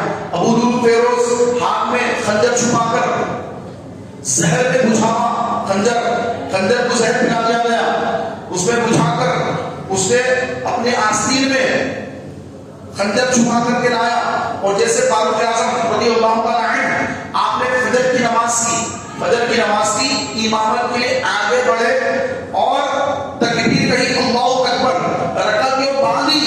उधर अबू लुलु फिरोज मजूसी गुलाम ने आगे बढ़कर अस्तग़फिरुल्लाह, अल्लाहु अकबर, हज़रत उमर बिन खत्ताब फारूक आज़म रज़ियल्लाहु तआला अन्हु पर हमला कर दिया, और ऐसा शदीद हमला कर दिया कि आप नमाज में थे और नमाज से आपको होशी आ गई और आप जमीन पे तशरीफ लाए, तो सहाबा कराम ने आपको उठाया और अपने घर ले आए। और ये मजूसी गुलाम भागने में कि मैं भागूं यहाँ से जल्दी, और भी जब सहाबा को उसने जख्मी कर दिया, और सहाबा को भी खंजर मारकर जख्मी कर दिया, लेकिन बिलाखिर सहाबा ने कंबल डालकर उसके ऊपर उसको पकड़ लिया, कंबल डालकर उसको पकड़ लिया, भागने नहीं दिया, उसको पकड़ लिया। मोहतरम भाइयों, फारूक आज़म रज़ियल्लाहु अन्हु पर जो हमला हुआ वो ज़िलहिज्जा की 26 तारीख 26 ज़िलहिज्जा को आप पर हमला हुआ। 3-4 दिन तक आप जख्मी हालत में रहे, लेकिन जैसे नमाज का वक्त होगा आप लोगों से फरमाते कि मुझे किबले की तरफ मोड़ दो, मेरा रुख किबले की तरफ कर दो, तो उसी हालत में आप नमाज अदा फरमाते, खून बह रहा है, खून रुकने का नाम नहीं ले रहा है, کچھ پانی پلایا جاتا تو آنکھ کٹ گئی ہے، پیٹ کی انتڑیاں آنکھ کٹ گئی ہے خنجر سے، تو کوئی چیز نہ کھانا ہے نہ کچھ پینا ہے، کچھ بھی مشروب پلایا جاتا، کوئی شربت پلایا جاتا تو آنکھوں سے نکل جاتا۔ ایسی حالت میں، اتنی تکلیف میں آپ 3-4 دن رہے، اور جیسے محرم کا چاند نظر آیا 23 ہجری شروع ہوئی، اور اس دن سیدنا امام حضرت خلیفہ دوم فاروق اعظم عمر بن خطاب رضی اللہ تعالی عنہ جامع شہادت نوش فرمائے، انا للہ و انا الیہ راجعون۔ آپ شہید ہونے سے پہلے زخمی حالت میں حضرت عائشہ صدیقہ رضی اللہ عنہ کے پاس اپنے شہزادے کو بھیجا، عبداللہ ابن عمر، یہ فاروق اعظم کے بیٹے ہیں، عبداللہ ابن عمر نام ہے، بہت زبردست متبع سنت رسول اسلام کی ایک سنت کو زندہ کرنے والے، اتنا زیادہ آپ کی سنتوں سے محبت کرنے والے عبداللہ ابن عمر۔ فاروق اعظم نے اپنے بیٹے سے فرمایا کہ اے عبداللہ ابن عمر، جاؤ جا کر ام المومنین عائشہ صدیقہ رضی اللہ عنہا کے پاس جا کر کہو کہ حضور اسلام کے بازو میں ابو بکر ہیں، اور ابو بکر کے بازو میں جو جگہ خالی ہے وہ جگہ کیا وہ مجھے دے سکتے ہیں کہ میں اس جگہ پر مدفون ہونا چاہتا ہوں۔ حضرت عبداللہ ابن عمر وہاں تشریف لے گئے، اور جا کر امی جان کو حضرت عائشہ صدیقہ کو سلام عرض کیا پردے میں، اور پردے میں سے عرض کیا کہ اے امی جان، حضرت عمر میرے والد خلیفہ دوم یہ فرما رہے ہیں کہ حضرت ابو بکر کے بازو جو آپ کے حجرے میں جو جگہ ہے وہ جگہ وہ اپنی تدفین کے لیے آپ سے چاہتے ہیں کہ آپ وہ جگہ کو دیتے ہیں۔ تو ام المومنین رو رہی ہیں، ان کی آنکھوں میں آنسو ہیں، فاروق اعظم پر حملہ ہو گیا اور اب صحت ہونے کی کوئی امید نہیں ہے، یقیناً وہ شہید ہونے والے ہیں، تو آپ صدمے میں ہیں، آنکھوں میں آنسو ہیں، آپ رو رہی ہیں، اور روتے ہوئے اپنے ارشاد فرمایا کہ اے عبداللہ ابن عمر، وہ جگہ میں نے اپنے لیے رکھی تھی، کیونکہ وہ ان کا ہی حجرہ ہے، ان کا ہی کمرہ ہے، انہی کا گھر ہے۔ فرمایا کہ یہ جگہ میں نے اپنے لیے رکھی تھی، لیکن میں عمر پر اپنے آپ سے زیادہ عمر کو موقع دیتی ہوں، عمر کو جگہ میں دے دیتی ہوں، بخوشی اس میں ان کی تدفین ہو جائے، میں یہ جگہ ان کو دے دیتی ہوں۔ تو پھر آپ واپس آئے اور آ کر عمر فاروق اعظم سے عرض کیا کہ اے بابا جان، ام المومنین نے وہ جگہ آپ کی تدفین کے لیے دے دی ہے۔ فاروق اعظم نے فرمایا کہ اے عبداللہ ابن عمر، ابھی تو میں حیات ہوں، لیکن جب میں شہید ہو جاؤں، میری روح قفس الوسری سے پرواز کر جائے، پھر دوبارہ جانا، دوبارہ پھر جانا، دوبارہ جا کر ام المومنین عائشہ صدیقہ رضی اللہ عنہا سے عرض کرنا کہ عمر کا انتقال ہو گیا ہے، عمر گزر گئے ہیں، اگر اے ام المومنین آپ کی اجازت ہے تو عمر کی تدفین ہوگی، دوبارہ اجازت مانگ لینا، اگر وہ خوشی سے اجازت دے تو میری تدفین کرنا، ورنہ مجھے بقیع شریف میں دفنانا ہے۔ پھر آپ شہید ہو گئے، آپ کی شہزادے پھر ام المومنین کی بارگاہ میں گئے اور جا کے سلام عرض کر کے پردے میں سے عرض کیا کہ ام المومنین، حضرت عمر شہید ہو چکے ہیں، اور انہوں نے وصیت فرمائی تھی کہ میری شہادت کے بعد میں دوبارہ آپ کے پاس جاؤں اور آپ سے دوبارہ اجازت لوں۔ تو آپ نے روتے ہوئے آپ نے فرمایا کہ اے عبداللہ ابن عمر، میں نے پہلی بار اجازت دے دی، دوبارہ اجازت دیتی ہوں، اپنی خوشی سے اجازت دیتی ہوں۔ یہ معاملہ ہو گیا۔ پھر آپ نے اور ایک وصیت فرمائی تھی جو بارہا آپ سن چکے ہیں، میں بھی برکت کے لیے دوبارہ کر رہا ہوں کہ آپ نے اور ایک وصیت فرمائی، پیشرو خلیفہ نے جو وصیت کی، آپ نے بھی وہی وصیت کی کہ جب میرا جنازہ تیار ہو جائے، حضور کی بارگاہ میں لا کے میرے جنازے کو رکھ کر عرض کرنا کہ یا رسول اللہ، یہ عمر کا جنازہ ہے، اگر اجازت ہے تو آپ کے پہلو میں دفنائیں، اجازت نہیں تو پھر مجھے بقیع میں دفنا دینا۔ یہ عرض کرنا حضور کی بارگاہ میں اور انتظار کرنا کہ دروازہ کھلتا ہے یا نہیں۔ اگر حضور اسلام کے جو دربار ہے، حضور کے حجرے کا جو دروازہ ہے، اگر وہ دروازہ خود بخود اگر کھل جائے تو سمجھنا نبی نے اجازت دی ہے، دروازہ نہ کھلے تو سمجھنا نبی نے اجازت نہیں دی، اور مجھے لے جا کر بقیع میں دفنانا، مسلمانوں کے عام قبرستان میں، وہاں پہ میری تدفین کر دینا، یہ وصیت فرمائی۔ اور یہ سیم وصیت حضرت ابو بکر نے بھی فرمائی تھی۔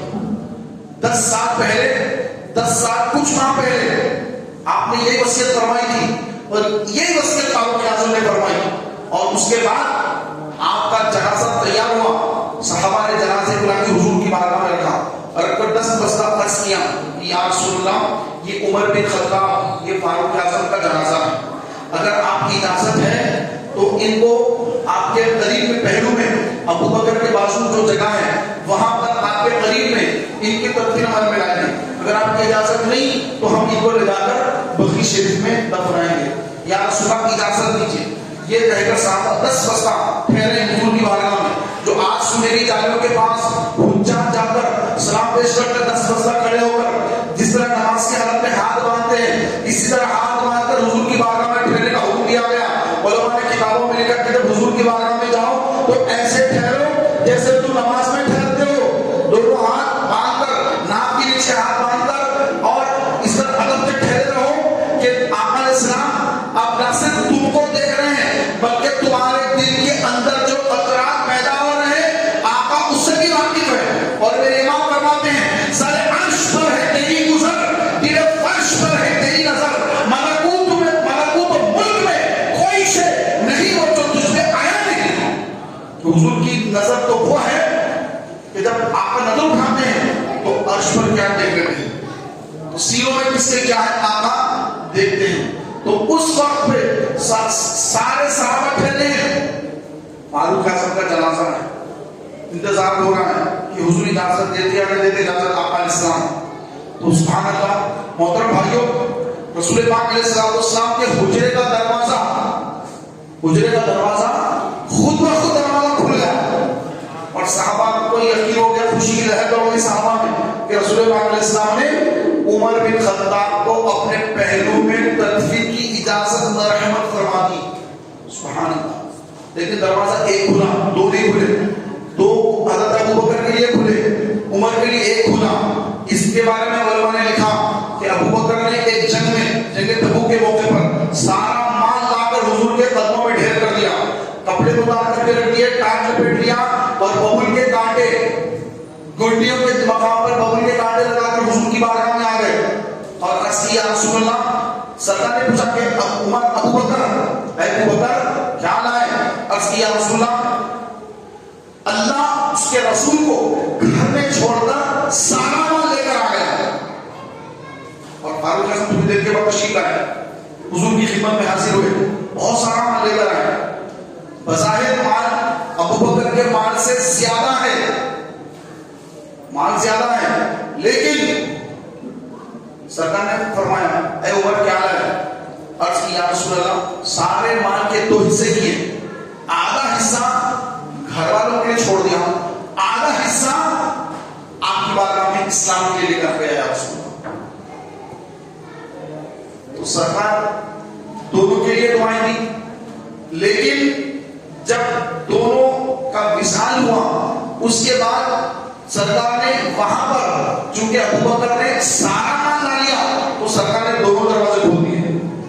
अबू बकर के लिए दोनों दरवाजे खुले हुजूर के हुजरे के, और उमर आधा माल लाए, तो हुजूर इस्लाम के दरवाजे के 2 पट थी, उसमें से एक खुला एक बंद रहा, एक खुल गया, इजाजत मिल गई। और हजरत उमर फारूक आज़म रज़ियल्लाहु ताला अन्हु, आपको सिद्दीक़ अकबर के बाजू में आपकी तदफीन अमल में आई और सुबह क़यामत तक सरकार सल्लल्लाहु अलैहि वसल्लम के बाजू में फारूक आज़म, हजरत अबू बकर, हजरत फारूक आज़म, ये 2 मुबारक हस्तियां हैं कि सुबह क़यामत तक हुजूर के साथ रहेंगे और उसके बाद जन्नत में हमेशा हुजूर के साथ रहेंगे। तो क्या मर्तबे हैं उनके, क्या उनके मकाम हैं, क्या उनकी बुलंदियां हैं। अल्लाहु अकबर। जो भी हुजूर इस्लाम की बारगाह में सलाम पेश करने जाते हैं तो वहां पर अबू बकर और उमर की बारगाह में भी सलाम पेश करने की उनको सादत नसीब हो जाती है।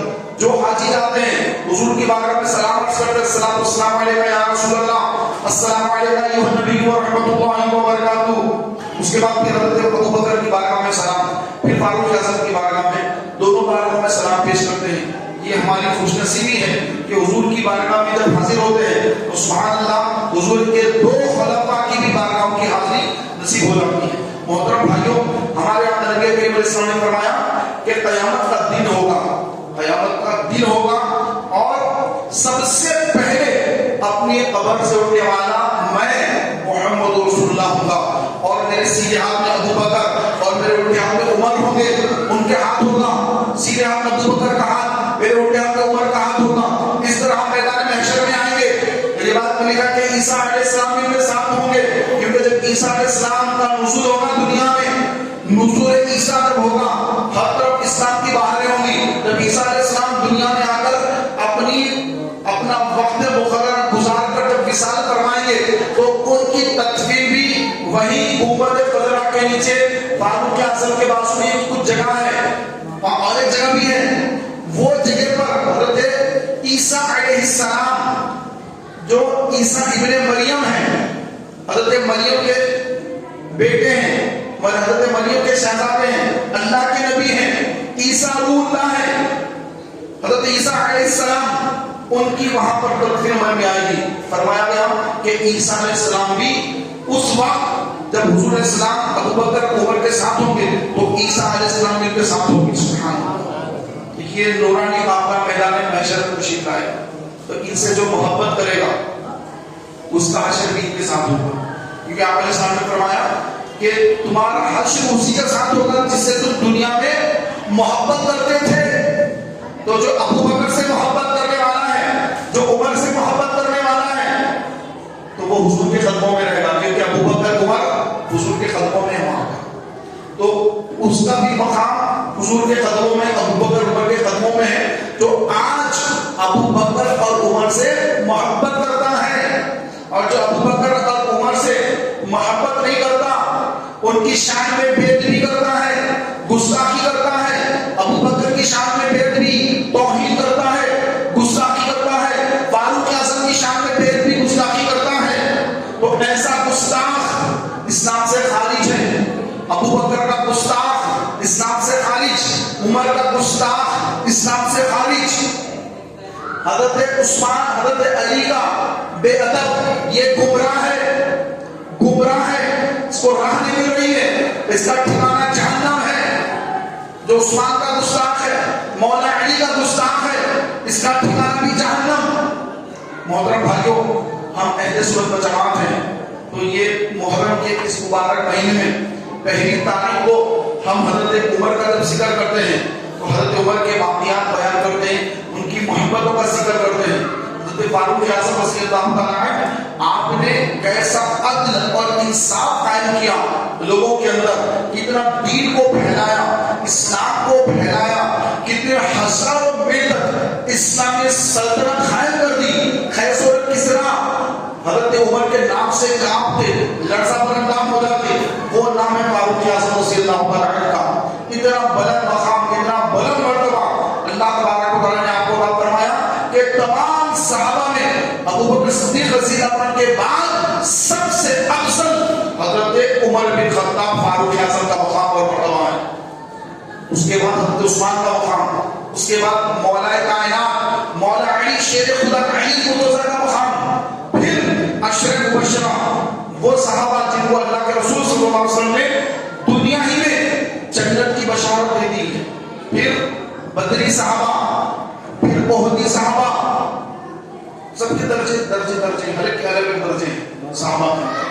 محترم بھائیوں، ہم تمام اہل بیت سے محبت کریں، تمام صحابہ سے محبت کریں، اہل سنت جماعت پر مضبوطی سے قائم رہیں اور کسی فرقے میں نہ جائیں ورنہ گمراہ ہو جائیں گے۔ امام اہل سنت الشان امام احمد رضا خان فاضل بریلوی رضی اللہ تعالیٰ عنہ کا جو طریقہ ہے، آپ کا جو انداز ہے، اس انداز کو اپنائیے، ان کے طریقے پہ، ان کی تعلیمات پر عمل پیرا ہو جائیے، کہ ان کی تعلیمات پر عمل پیرا ہونے والا کبھی گمراہ نہیں ہوتا، کبھی نہ رافضیت کی جو ہے جراثیم اس کے اندر آتے ہیں، نہ خارجیت کے جراثیم اس کے اندر آتے ہیں۔ الحمدللہ وہ ایسا ویکسین لیتا ہے، ایسا عشق رسول کا ویکسین لیتا ہے کہ کوئی بھی قسم کے نہ رافضیت کے جراثیم، نہ خارجیت کے جراثیم، نہ ناصریت کے جراثیم، کوئی جراثیم کام نہیں کرتے، سب مر جاتے ہیں۔ ایسی ویکسین ملتی ہے امام احمد رضا کی بارگاہ سے۔ تو جو ان کی بارگاہ کا غلام ہوتا ہے، جو ان کی بارگاہ کا وفادار ہوتا ہے، جو ان کے فتاووں کو تسلیم کم کرتا ہے، ان کی تعلیمات پر عمل پیرا ہو جاتا ہے، تو اللہ کا ایسا کرم ہو جاتا ہے، حضور کا ایسا اس پر حضور کیسی نظر عنایت ہو جاتی ہے کہ اس کا ایمان محفوظ ہو جاتا ہے، غوث اعظم کا فیضان اس پر جاری ہوتا ہے، جو میرے امام احمد رضا کی تعلیمات پر عمل پیرا ہوتا ہے۔ اعلیٰ حضرت فاضل بریلوی رحمۃ اللہ تعالیٰ علیہ، آپ اس دور میں ان کی تعلیمات پر جو ہے وہ کبھی ہٹے گا نہیں، کبھی گمراہ نہیں ہوگا، تو آپ سے میری گزارش ہے کہ آپ اعلیٰ حضرت امام اہل سنت کی تعلیمات پر عمل پیرا ہوں۔ آپ کے پاس قرآن پاک کا جو ترجمہ ہے وہ امام احمد رضا خان فاضل بریلوی رحمۃ اللہ علیہ کا کیا ہوا ترجمہ قرآن کنز الایمان آپ کے گھر میں ہونا چاہیے، آپ کے ہر گھر میں، آپ کے خاندان کے ہر گھر میں کنز الایمان پہنچائیے، تحفہ دیجیے۔ شادی کا موقع آتا ہے، شادی یا اور دیگر مواقع پر تحفے تحائف کا لینا دینا ہوتا ہے، ایسے مواقع پر آپ کنز الایمان جو امام احمد رضا کا کیا ہوا ترجمہ قرآن ہے، تو یہ اعلیٰ حضرت کا ترجمہ کیا ہوا قرآن کنز الایمان آپ آپس میں ایک دوسرے کو تحفہ دیا کریں۔ کسی کا مثال ہو گیا مسجد میں قرآن پاک رکھنا ہے، یہ 30 باروں کے نسخے آتے ہیں، تو آج کل کو کوئی پڑھنے کو تیار نہیں، لوگ موبائل رکھنے لگے ہیں، یہ آپ مارے نہ کر دیتے ہیں، کوئی پڑھنے والا نہیں ہوتا ہے یہاں پر مسجدوں کے اندر، تو بہتر ہے کہ آپ اعلیٰ حضرت کا ترجمہ کیا ہوا قرآن کنز الایمان آپ یہ لا کر مساجد میں رکھیے، مسجد کے امام صاحب کو دیجیے کہ امام صاحب یہ اعلیٰ حضرت فاضل بریلوی رحمۃ اللہ کا ترجمہ قرآن کنز الایمان ہے، آپ اگر درس دیتے ہیں تو اس کا ترجمہ پڑھ کے سنائیے، اس کی تفسیر کا درس دے دیجیے، یا یہ یاد رکھیے تاکہ کوئی سنی مسلمان پڑھے تو اس کا ایمان تازہ ہو جائے۔ تو یہ کنز الایمان کو عام کیجیے محترم بھائیوں، اعلیٰ حضرت رحمۃ اللہ تعالی کی تعلیمات کو عام کیجیے تاکہ سنی مسلمانوں کا ایمان سلامت رہے۔ محرم کے مہینے میں کئی ہمارے بھولے بھالے سنی رامسیت کی طرف قدم بڑھاتے نظر آتے ہیں، طرح طرح کے بات تو کالے کپڑے پہن لیتے ہیں، ارے بھائی کالے کپڑے کیوں پہن لیا؟ کالے کپڑے پہن کر سنی ماتم دے کے چلا گیا۔ کوئی سنی جو ہے یہ اہل تشیع کا دوست ہوتا ہے، دوستوں کی محبت میں کالے کپڑے پہن کر یہ بھی جا کے ماتم کر رہا ہے، تو ماتم کرنا یہ اسلام میں منع ہے، اسلام میں منع ہے۔ اپنے آپ کو تکلیف دینا، بلیڈ مار لینا، بلیڈ مار کے خون بہا لینا، اپنے آپ کو تکلیف پہنچانا اسلام میں منع ہے، یہ جائز نہیں ہے۔ تو ہمارے بھولے بھالے پانچ لوگ جا کر یہ حرکتیں کرتے ہیں، خبردار ایسی کوئی حرکت نہ کریں۔ آپ روزے رکھیں، روزوں کا ثواب امام علی مقام کی بارگاہ میں سارے ثواب کریں، ان کے نام سے فاتحہ خوانی کریں، ان کے نام سے غریبوں یتیموں بیواؤں مساکین میں مال تقسیم کریں، ان کے نام سے خوب خیرات کے معاملات کریں، اور گھروں کے اندر ان کے نام سے فاتحہ خوانی کر کے اپنے بچوں کو امام حسین کی شہادت کے بارے میں بتائیے۔ امام حسین نے اپنا ہاتھ یزید کے ہاتھ میں نہیں دیا بلکہ اپنا سر کٹا لیا، اسلام کو بچایا، دین کو بچایا، شریعت کو بچایا۔ تو شریعت کو بچانا، اسلام کو بچانا، اس کے لیے شہید ہو جانا، قربانیاں دے دینا، سب کچھ قربان کر دینا، یہ نواز رسول امام حسین کی سنت مبارکہ ہے۔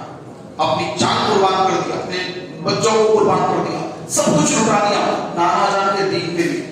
تو ہم کیا کر رہے ہیں دین کے لیے؟ ہم تو کچھ نہیں کر رہے ہیں، ہم کو تو ابھی سمجھ میں نہیں آ رہا کہ کرنا کیا ہے کیا نہیں کرنا، اسی میں پھنسے ہیں۔ اگر صحیح راستے پہ لگ جاتے ہیں اس کے بعد کیا کرنا ہے وہ اسٹیپ آتا، لیکن صحیح راستے پہ لگ ہی نہیں رہے، کوئی اس کی بات بھی سنتے اس کی بات بھی سنتے، انہوں یہ بول رہے ہیں اس کو آ کے بولتے، انہوں وہ بول رہے ہیں اس کو آ کے بولتے، تو آپ سیکھیں گے کب؟ عمل پیرا کب ہوں گے؟ تو عمل پیرا ہونے کے لیے یک درگیر و محکم گیر، ایک در پکڑ، امام احمد رضا کی در پکڑ اور مضبوطی سے پکڑ، ادھر ادھر مت جا، ایک در پکڑ لے، پھر کبھی گمراہ نہیں ہوگا، پھر کبھی گمراہیت کی طرف نہیں جائے گا، پھر اس کے بعد آگے بڑھتا چلا جائے گا کہ اب کیا کرنا ہے، اب کیا کرنا ہے، اب کیا کرنا ہے۔ تو میرا محترم بھائیوں، یہ دور ایسا ہے، اپنے آپ کے ایمان کو بچانا ہے، دوسرے بھولے بھالے سنی مسلمانوں کے ایمان کو بچانا ہے۔ لوگوں کو معلومات نہیں ہوتی ہے، یہ کام کرے کبھی وہ کام کر رہے، کبھی یہ کر رہے، کبھی وہ کر رہے، تو نہیں میرے پیارے بھائیوں، ہم علماء سے مشورہ کریں کہ ہمیں کیا کرنا ہے اور کیا نہیں کرنا ہے، صحیح تعلیمات حاصل کرنا ہے۔ تو تو تحریک اسلامی سے آپ جڑے رہیے. یہاں پر الحمدللہ محفلیں ہوتی ہیں, امام حسین کی ذکر کی محفل ہوتی ہے, میلاد النبی کی محفلیں ہوتی ہیں. ہر مہینے کی نسبت سے الحمدللہ عز و جل سال کے 12 مہینے الحمدللہ محفل کا سلسلہ چلتا رہتا ہے. تو آپ سے گزارش ہے کہ آپ بھی ہر جمعرات کو تحریک اسلامی کے ہونے والے ہفتہ وار اجتماع میں سنی مرکز مسجد گلبانو دارالسلام روڈ نامپلی حیدرآباد میں آپ تشریف لایا کریں. یہ سنی مرکز ہے, یہ تحریک اسلامی کا مرکز ہے, یہ سنی مرکز ہے. یہاں ہر جمعرات کو ہفتہ واری اجتماع ہوتا ہے. آپ اپنے دوست احباب کے ساتھ کثیر تعداد میں اجتماع میں تشریف لایا کریں. یہ 2 رسالے ہیں, ایک ہے فضائل عاشوراء ما اعمال دعائے عاشوراء, یہ ایک کتاب, اور ایک کتاب ہے دشت کربلا. یہ 2 رسالے ہیں. اس کے اندر عاشورے کے دن کیا کیا کرنا ہے, کیا کیا نہیں کرنا ہے, سب لکھا گیا ہے. اور ایک رسالہ دشت کربلا, اس کے اندر کربلا میں امام حسین نے کیسی شہادت پائی, کیسے آپ نے اسلام کے لیے اپنی قربانیاں پیش فرما دی, اور اللہ کو راضی کرنے کے لیے, اپنے نانا جان کو راضی کرنے کے لیے کیسا آپ ثابت قدم رہے, کیسا آپ نے صبر فرمایا. سبحان اللہ. وہ تمام واقعات آپ کو اس رسالے میں مل جائیں گے. یہ 2 رسالے آپ سامنے تحریک اسلامی کا مکتبہ لگا ہوا ہے, اس مکتبے سے حاصل فرمائیے. اور اس سے ہٹ کر ماشاءاللہ یہ مٹی کے برتن بھی آپ کے سامنے ہیں.